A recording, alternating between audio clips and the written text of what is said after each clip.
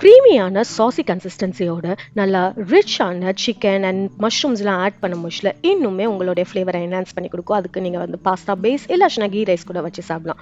இதை எப்படி பண்ணலாம் பார்க்கலாமா? சிக்கன் ஸ்ட்ராகன் ஆஃப் சிக்கனை இதுக்கு நான் ஒரு பாத்திரத்தில் நல்லா பட்டர் இல்லைனா ஆலிவ் ஆயில் ஆட் பண்ணி தின் க்யூப்ஸாக உள்ள போன்லெஸ் சிக்கனையும் ஆட் செஞ்சுட்டு உப்பு பெப்பர் போட்டு நல்லா குக் பண்ணுவோம். அதில் உள்ள வாட்டர் எல்லாம் அப்சர்வ் ஆகி நல்லா கோல்டன் ப்ரௌனாக ரோஸ்ட் ஆகி வர முச்சில் ஒரு பாத்திரத்தில் மாற்றி வச்சுக்கலாம்.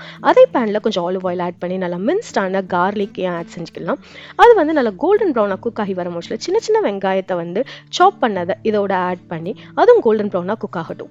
குக் ஆகின அந்த அனியன்ஸோட நல்லா தின்ன ஸ்லைஸ் பண்ண மஷ்ரூம்ஸ் ஆட் பண்ணி கொஞ்சம் சால்ட் ஆட் செஞ்சுட்டு மஷ்ரூம்ஸில் உள்ள வாட்டர் ரிலீஸ் ஆகும். அந்த வாட்டரை வச்சு இந்த மஷ்ரூமை குக் பண்ணுங்கள். மஷ்ரூம்ஸ் நல்லா ஷ்ரிங்க் ஆகி வர முச்சில் சிக்கன் ஸ்டாக் கொஞ்சம் ஆட் செஞ்சுட்டு சப்பாத்தி மாவு நான் ஆட் பண்ணியிருக்கேன், இல்லை மைதா மாவு நீங்கள் ஆட் பண்ணிக்கிடலாம்.